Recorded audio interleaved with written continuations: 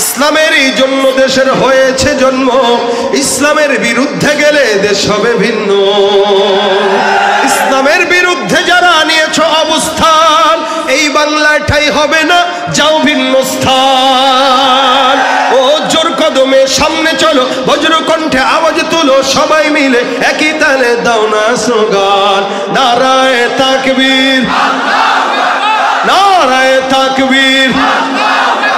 নাস্তিকতা নিপাত যাক, দিন ইসলাম জিন্দাবাদ। নাস্তিকতা নিপাত যাক, দিন ইসলাম জিন্দাবাদ। কোটি প্রাণে একই আওয়াজ, খোদাদ্রোহী ছাড় পাবে না, এই বাংলায় ঠাই হবে না, মুসলমানরা জেগেছে আজ। জোর কদমে সামনে চলো, বজ্র কণ্ঠে আওয়াজ তোলো, সবাই মিলে একই তালে দাও না স্লোগান, নারায়ে তাকবীর, নারায়ে তাকবীর। দিন ইসলাম, দিন ইসলাম জিন্দাবাদ, জিন্দাবাদ। ইসলামেরই জন্য দেশের হয়েছে জন্ম, ইসলামের বিরুদ্ধে গেলে দেশ হবে ভিন্ন। ইসলামের বিরুদ্ধে যারা নিয়েছ অবস্থান, এই বাংলায় ঠাই হবে না, যাও ভিন্ন স্থান। ও জোর কদমে সামনে চলো, বজ্র কণ্ঠে আওয়াজ তুলো, সবাই মিলে একই তালে দাও না স্লোগান, নারায়ে তাকবীর, নারায়ে তাকবীর। দিন ইসলাম, দিন ইসলাম। আওয়াজ হয় নাই, এই যে আমার মাইক বরাবর অর্ধেক হবেন। প্রথমবার নারায়ে তাকবীর বলবো ডান পাশওয়ালা, তারপরে দিবেন বাম পাশ, নারায়ে তাকবীর, নারায়ে তাকবীর। দুনিয়ার জমিনে যে সমস্ত উম্মতেরা নামাজ পড়ার জন্য, আদায়ের জন্য ওযু করেছিল, ওযুর যে অঙ্গ প্রত্যঙ্গ তারা ধুয়েছে, মুখ পরিষ্কার করলো, হাত ধুইলো, পাও ধুইলো, কিয়ামতের ময়দানে এক একটা উম্মতের হাত আর মুখ চেহারাকে আল্লাহ পাক ওযুর পানির কারণে আলোকিত করে দিবে, আর সেটা দেখে দেখে ধরে জান্নাতে পাঠিয়ে দেবে। অন্য হাদিসে রাসূল এটাও বলেছেন, ওযুর পানি অঙ্গ যখন বান্দা ধোয় পানি দিয়ে, বান্দা যেই গুনাহ করে, রাসূল সাল্লাল্লাহু আলাইহি ওয়াসাল্লাম বলেন তার মুখ ধোয়ার পরে মুখের গুনাহ, মুখের পানির সাথে সাথে তার চোখের গুনাহ ঝরে যায়, হাত ধোয়ার সাথে সাথে হাতের গুনাহ ঝরে যায়। সুবহানাল্লাহ। এটা তো অন্য কোন নবীর উম্মতকে এই পুরস্কার দেন নাই। হ্যাঁ, ইমাম আযম আবু হানিফা রাহমাতুল্লাহ আলাইহি নিজের চোখে দেখতেন। ওনার সামনে যদি কেউ ওযু করত, একদিন এক চোর এসে ওযু করতেছে, ইমাম আযম বলতেছেন, এই চোর, কোন জায়গা থেকে কি চুরি করছিস? হুজুর আপনি না জানেন না বুঝে আমার এরকম দোষ দিলেন, মানুষের সামনে আমার চোর বলতেছেন।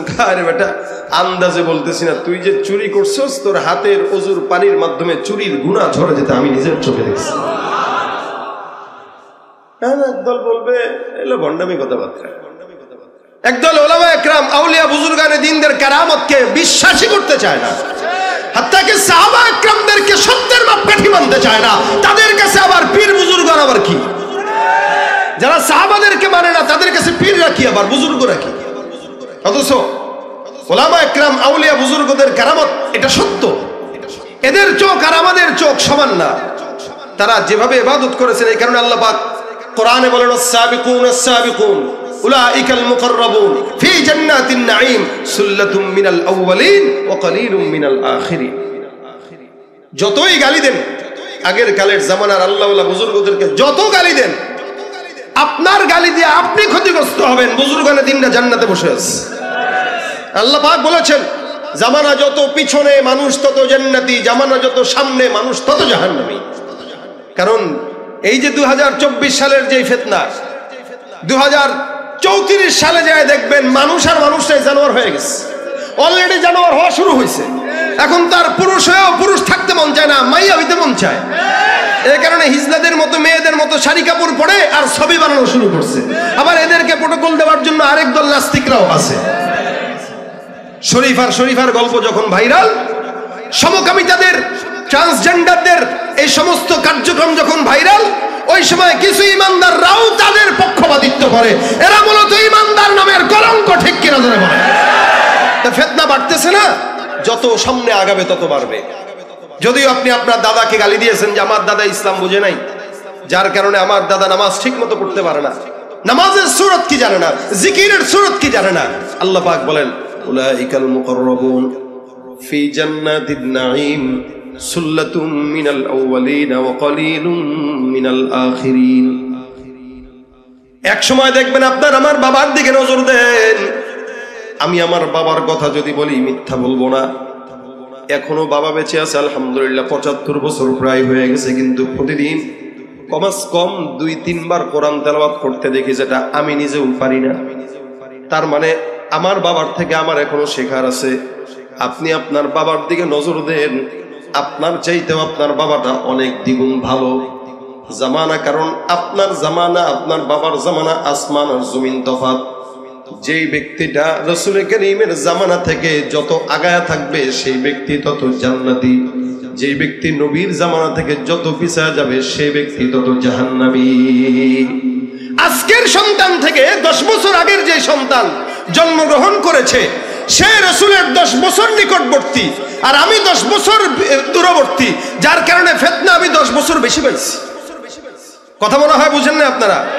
আমার বাবার বয়স যদি ৭৫ হয়, আমি যদি আমার বাবার থেকে 30 বছরের ছোট হই বা 40 বছরের ছোট হই, তাহলে আমার বাবা 40 বছর আগে জমিনে আসছে, 40 বছরের ফিতনা কম পেয়েছে, আর আমি 40 বছরের ফিতনা বেশি পাওয়ার কারণে আমি রাসূলের জামানা থেকে দূরে, যার কারণে জাহান্নামের রাস্তা থেকে কাছে। এ ভাইরা আমার খুব বুঝবেন, আল্লাহ পাক রব্বুল আলামিন বলেন যারা দূরবর্তী, যারা নিকটবর্তী, যারা পরবর্তী, তারা অনেক জাহান্নামের নিকটবর্তী। আমি আমার বাবাকে দেখেছি, আপনি আপনার বাবার দিকে তাকান। এক সময় আমরা আমাদের দাদিকে দেখতাম, চাচিকে দেখতাম, খালাকে দেখতাম, ফুফুকে দেখতাম, সকালবেলা ফজরের নামাজের পর সূরা ইয়াসিন না তেলাওয়াত করে কোনো উঠানের কাজে ঝাড়ু দিতেও যেত না। বিকেল বেলা সূরা ওয়াকিয়া তেলাওয়াত না করে ঘরের কোনো কাজে যেত না। সকালবেলা সূরা ইয়াসিন, বিকেল বেলা সূরা ওয়াকিয়া, প্রতিদিন 2 বেলা কোরআন তেলাওয়াত, 24টা ঘন্টা জিকিরের মধ্যে থাকতো। আল্লাহ পাক রব্বুল আলামিন তাদের ঈমানটাকে এত মজবুত করেছেন, সকালবেলাও ঘুম থেকে তারা উঠতো, তেলাওয়াত করতো, বিকেল বেলাও তেলাওয়াত করতো, রাত্রিবেলাও তেলাওয়াত করতো।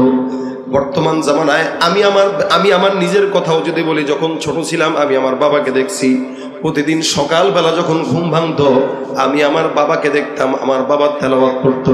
ছোটবেলায় মা বাবার তেলাওয়াতের আওয়াজে ঘুম ভাঙতো, আর বর্তমান জমানার বাচ্চাদের ঘুম ভাঙে মা বাবার ফেসবুক আর ইউটিউবের আওয়াজে।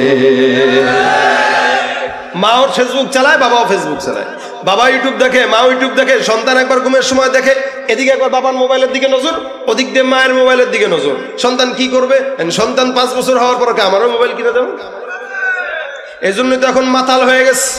ফ্রি ফায়ার খেলতে খেলতে মাতাফের মধ্যে যে ও পর্যন্ত ফ্রি ফায়ার গেম খেলে। সেদিন ভিডিওতে দেখলাম বাইতুল্লাহর তওয়াফরত অবস্থায় বাইতুল্লাহর মাতাফে বসে মোবাইলে গেম খেলতেছে।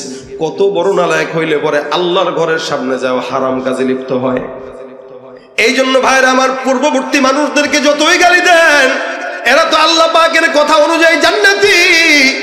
এ মুসলমান নবীর উম্মত, আল্লাহর হাবিব সাল্লাল্লাহু আলাইহি ওয়াসাল্লাম বলেন, আল্লাহ পাক রব্বুল আলামিনের বান্দারা যখন ওযু করবে, ওযুর অঙ্গ দিয়া বান্দার গুনাহ ঝরে যায়, যেটা আবু হানিফা রাহমাতুল্লাহ আলাইহি দেখতেন।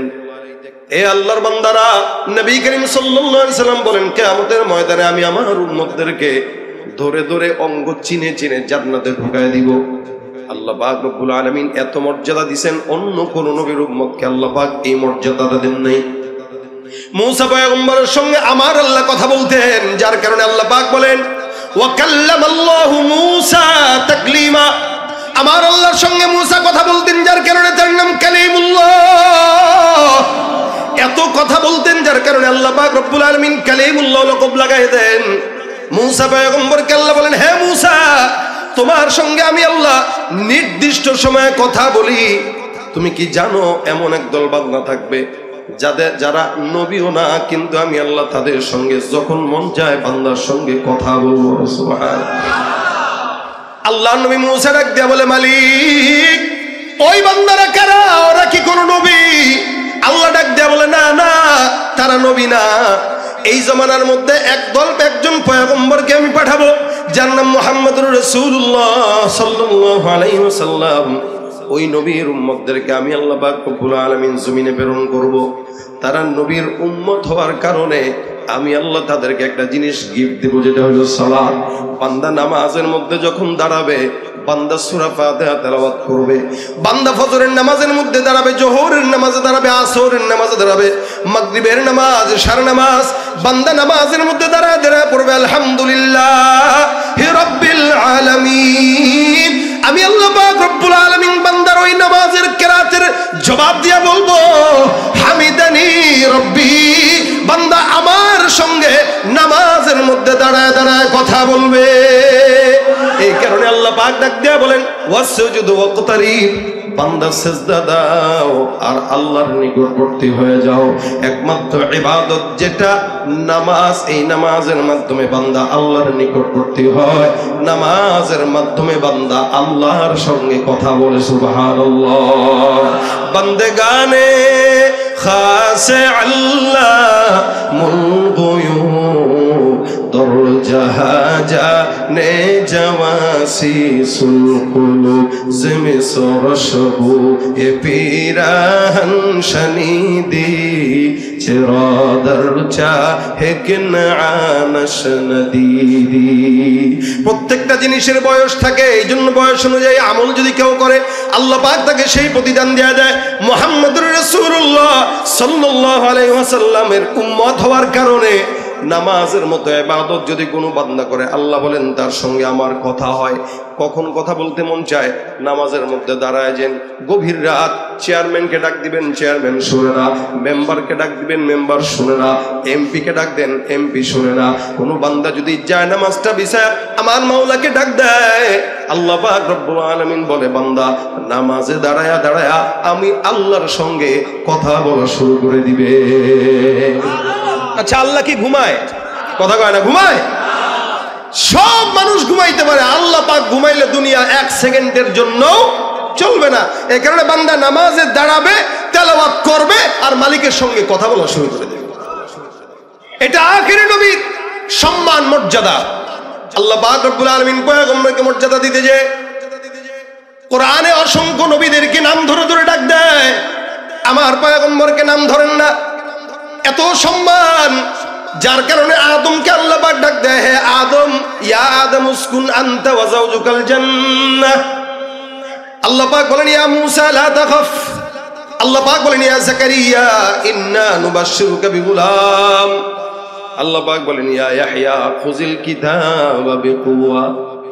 ইয়াহইয়াকেও নাম ধরে ডাকেন, যাকারিয়াকেও নাম ধরে ডাকেন, মূসাকেও নাম ধরে ডাকে, হারুনকেও নাম ধরে ডাকে, ইব্রাহিমকেও নাম ধরে ডাকে, ইসমাইলকেও নাম ধরে ডাকে, ইউসুফকেও নাম ধরে ডাকে, ইউনুসকে নাম ধরে ডাকে, লূতকে নাম ধরে ডাকে, সামুদকে নাম ধরে ডাকে, আদকে নাম ধরে ডাকে। যত এলাকার ভিতরে জনপদ ছিল সব জনপদের নবীদেরকে আল্লাহ পাক রব্বুল আলামিন নাম ধরে ধরে ডাক দেয়, নাম ধরে ধরে ডাক দেয়। এদেরকে আল্লাহ পাক রব্বুল আলামিন মর্যাদা দিয়েছেন যদিও, কিন্তু নাম ধরে রেখেছেন। এলাকার চেয়ারম্যান সাহেবকে চেয়ারম্যান বলা হয়, তার হেদায়েতুল্লাহ ভাই কয় না। কারণ সম্মানের বান্দাকে মানুষ চেয়ারম্যান বলে, মুফতি সাহেব বলে, মাওলানা সাহেব বলে, খতিব সাহেব বলে, মুহতামিম সাহেব বলে, উস্তাদ বলে।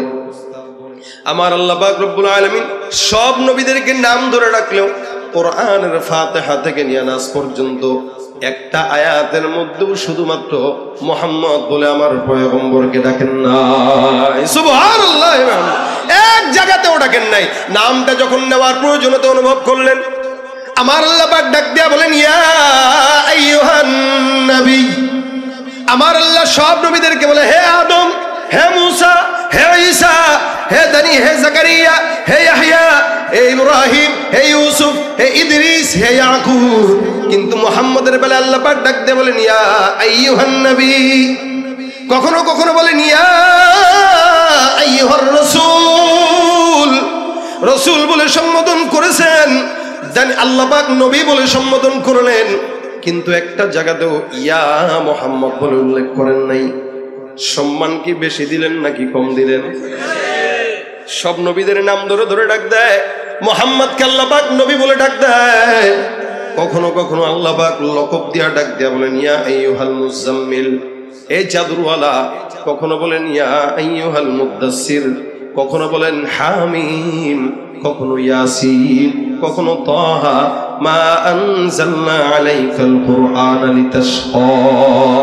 সব আয়াতের মধ্যে আল্লাহ পাক লকব দিয়ে এটাকে কখনো বলেন লাকাদ জাআকুম রাসূলুম মিন আনফুসিকুম আজিজুন আলাইহি মা আনিতুম হারিস আলাইকুম বিল মুমিনিনা রাউফুর রহিম।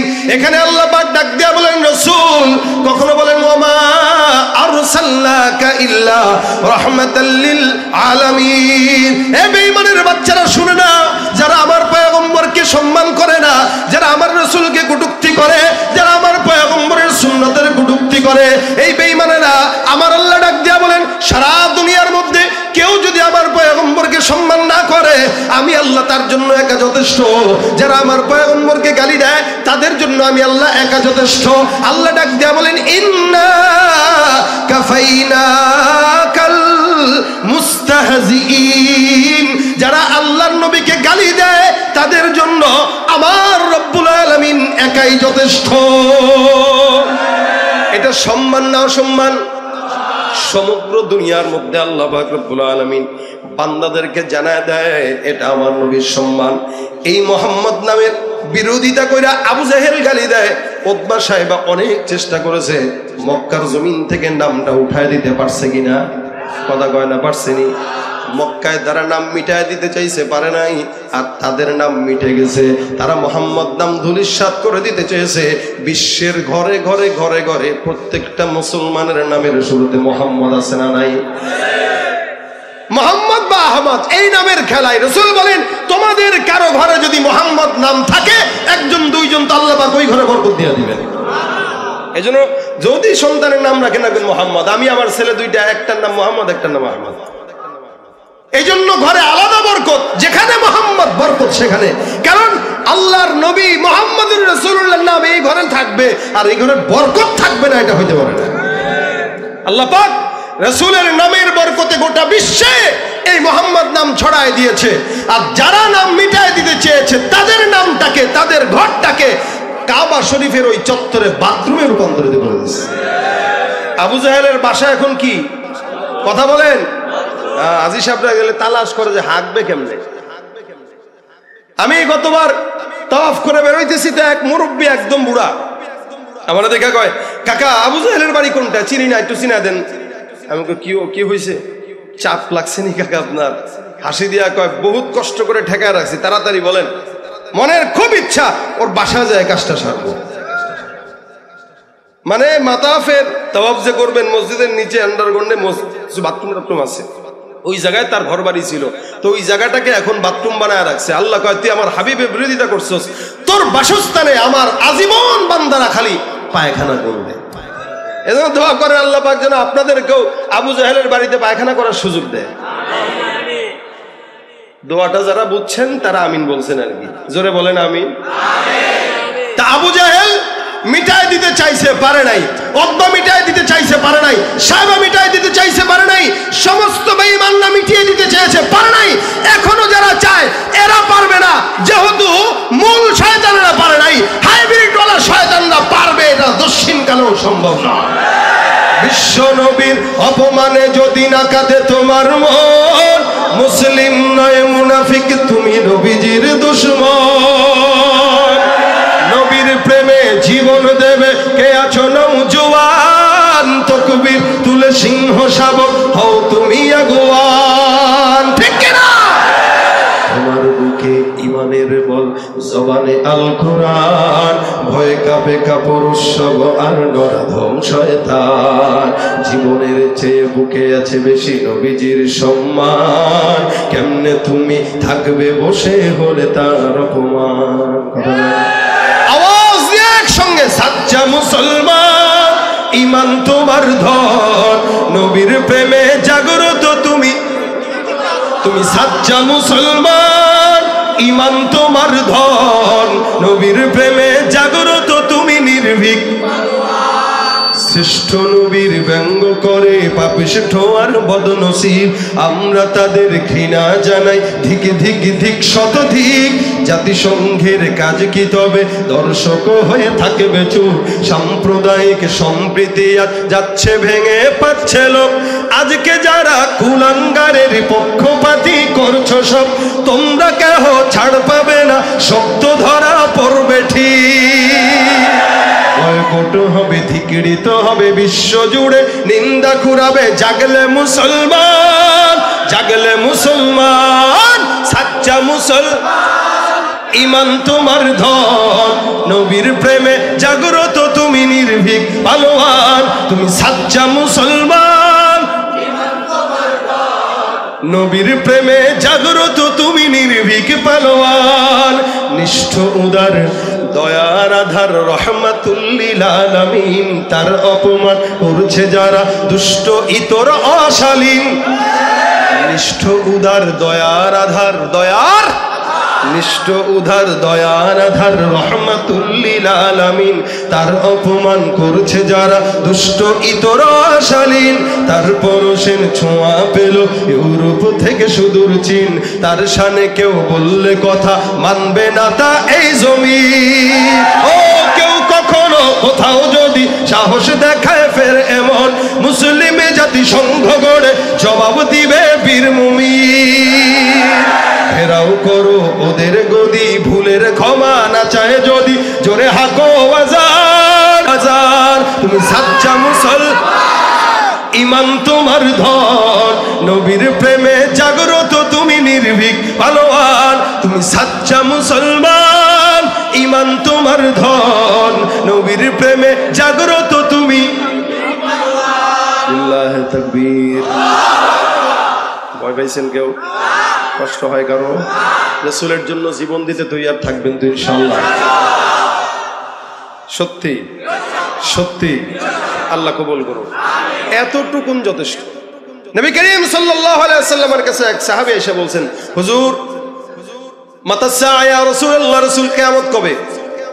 নবী ডাক দেয়া বলে, কিয়ামতের প্রস্তুতি কি? মা আদাত্তা, কিয়ামত কবে জিজ্ঞেস করতেছো? কিয়ামতের প্রস্তুতি কি?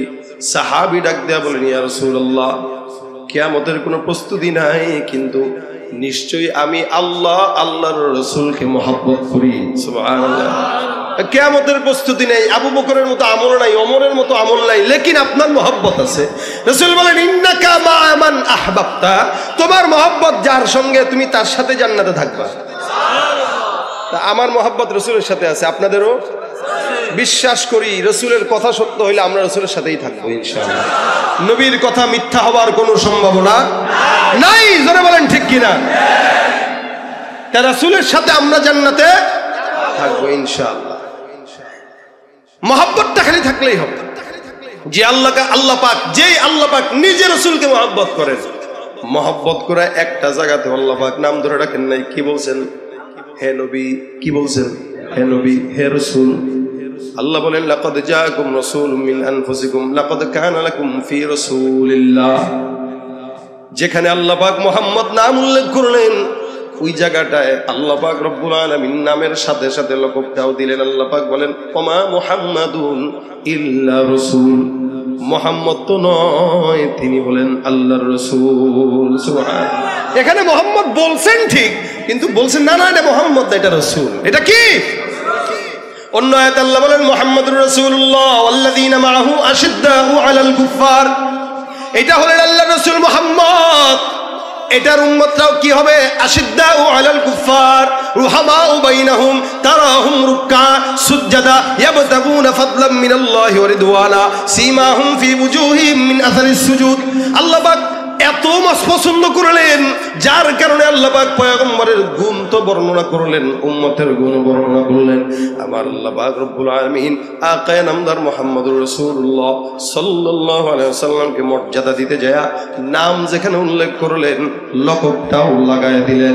এ নবীর উম্মতের দল, কিয়ামতের ময়দানে আল্লাহ পাক রব্বুল আলামিন সমস্ত বান্দাদের জন্য এই পয়গম্বরকে সুপারিশকারী বানায় দিবেন, শাফায়াতকারী বানায় দিবেন। এত সম্মান জমিন জমিনেও দিলেন, আখিরাতেও দিলেন, কবরেও দিলেন, হাসরেও দিলেন। সারা জাহানের বাদশা একমাত্র মুহাম্মদুর রাসূলুল্লাহ। আমার আল্লাহ পাক অন্য জায়গায় বলেন, মা কানা মুহাম্মাদুন আবা আহাদিন মির রিজালিকুম ওয়ালাকিন রাসূলুল্লাহ ওয়া খাতামান নাবিয়্যিন। মুহাম্মদ কোন পুরুষের পিতা নয়। মুহাম্মাদের এক নম্বর পরিচয়, ইনি হলেন শেষ নবী, ইনি হলেন আল্লাহর রাসূল। যারা আমার পয়গম্বরকে শেষ নবী মানে না, গোলাম আহমদ কাদিয়ানীর বাচ্চারা মুসলমান হতে পারে না, তারা কাফের। এদেরকে যারা সহযোগিতা করে তারাও। এজন্য ইসরায়েলি পণ্য বয়কটের পাশাপাশি কাদিয়ানী পণ্য বয়কট করা ইমানের দাবি, ঠিক কিনা জোরে কর। যত কাদিয়ানী পণ্য আছে, ইসরায়েলি পণ্য এটার পাশাপাশি কাদিয়ানী পণ্য বয়কট করবেন। এই মির্জা গোলাম আহমদ কাদিয়ানীর সাথে একবার আতাউল্লাহ বুখারী রাহমাতুল্লাহ একটা বহস হয়েছে, নবী দলিল আছে কিনা এই নিয়ে। এই তুই যে নবী, দলিল দে। মির্জা গোলাম আহমদ কাদিয়ানী বলে, আমি যে নবী, দলিল তো আল্লাহ কোরআনে দিয়েছে। বলে কই? মিম বাদ ইসমুহু আহমদ, আমার নাম আহমদ, শেষ নবী আহমদ হবে, এটা আল্লাহ কোরআনে বলে দিয়েছেন। আল্লাহ বলেন তার নাম তো শুধু আহমদ, তোর নাম তো মির্জা আছে, গোলাম আছে, মির্জা গোলামে আহমদ। ওগুলা ক্যান্সেল। কত বাপের রাখা নাম ক্যান্সেল, কহ এটা বাপের রাখা আর এটা আল্লাহর রাখা। আতাউল্লাহ বুখারী রাহমাতুল্লাহ বলতেছেন, যদি মির্জা বাদ দিয়া, গোলাম বাদ দিয়া, আহমদ দিয়া তুই নবী হইতে পারোস, তা আমি আতা বাদ দিয়া আল্লাহ হয়ে বলতেছি তোর মতো ভণ্ডরের নবী বানাই নাই। ও যেই কোয়ালিটির নবী সেই কোয়ালিটির আল্লাহ, কি ঠিক না? কি হবে শেষ নবীজির উম্মত বলে দাবি করে, যদি ওই নবীর চেয়ার কাদিয়ানীরা দখল করে। কি হবে শেষ নবীজির উম্মত বলে দাবি করে, যদি ওই নবীর চেয়ার কাদিয়ানীরা দখল করে। নবীজির জন্য যদি রক্তের বহে নদী, নবীজির জন্য যদি রক্তের বহে নদী, তবুও হটবো না এই দাবি থেকে। কি হবে বেঁচে থেকে অযথা বিদ্যা শিখে, যদি না গড়তে পারি শ্বশুরবিহীন সমাজটাকে, ঠিক কিনা? কাদিয়ানীরা কি? আরো জোরে বলেন না, কাফের, কাফের, কাদিয়ানী কাফের। নবীর পরে কোন নবী আর নাই, এ ব্যাপারে সন্দেহ আছে নাকি? আল্লাহ পাক ডাক দিয়া বলছেন, খাতামান নবীন, আমার পয়গম্বর সত্য নবী, শেষ নবী। সম্মান দিতে যায় আল্লাহ পাক লকব দিয়া দিয়া বারবার ডাকলেন, এক জায়গাতেও নাম ধরেন নাই। শুধু তাই নয়, উম্মতকেও আদেশ দিলেন, ইয়া আইয়ুহাল্লাযীনা আমানু লা তাজআলু দুআ আর-রাসূল বাইনাকুম কাদুআই বা'দিকুম বা'দা। এই তোমরা যেরকম বন্ধু বান্ধবকে একজন একজনকে ডাক দাও, এই ভাই অমুক ভাই তমুক ভাই, আল্লাহ কয় খবরদার রাসূলকে এভাবে ডাকা যাবে না। একে অপরকে যেমনে ডাকো এমনি ডাকা যাবে না। তো কি বলে ডাকবো? রসুল বলে ডাকো, নবী বলে ডাকো, আল্লাহ রসুল বলে ডাক দাও। খবরদার রসুলের সামনে গেলে রসুলের কথার উপরে যেন জবান না হয়। সুবহানাল্লাহ। ইয়া আইয়ুহাল্লাযীনা আমানু লা তারফাউ আসওয়াতাকুম ফাওকা সাওতিন নবী। আল্লাহ বলেন খবরদার পয়গম্বরের জবানের কথার উপরে কোনো কথা বলা যাবে না। এত সম্মান দিলেন, যার কারণে আল্লাহ পাক বলেন, ইয়া রাসূল তোমাকে আমি সমস্ত দুনিয়ার ভিতরে রহমত বানাইলাম। রহমত দিতে যায় আমি আল্লাহ পাক একটা জায়গাতেও যেন বেয়াদবি না হয়, নাম ধরি নাই, যাতে আমার বান্দারাও নাম না ধরে। আচ্ছা প্রশ্ন করি, বলেন তো নামাজ রোজা এগুলো আমরা পড়ি না আল্লাহ পড়ে? আমরা পড়ি না? আচ্ছা আল্লাহর কি কোনো নামাজ আছে, রোজা আছে, যাকাত হজ, কোনো ইবাদত আল্লাহর করা লাগে না?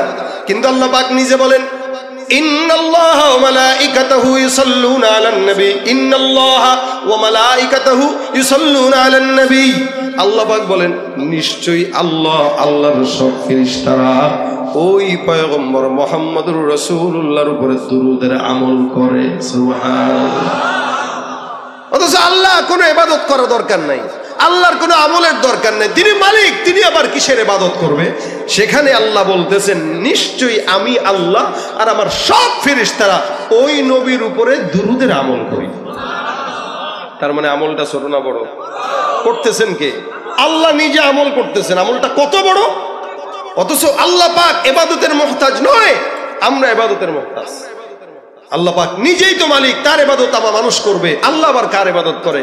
কিন্তু আল্লাহ এটা বলেন নাই যে আমি আমার জিকির করি, কিন্তু আল্লাহ এটা বলছেন যে আমি আমার নবীর উপরে আমল করি। সুবহানাল্লাহ। তাও আল্লাহ একা না, আল্লাহর সব ফেরেশতারা। ফেরেশতা কতজন এটা গণার কোনো সম্ভাবনা মানুষের নাই।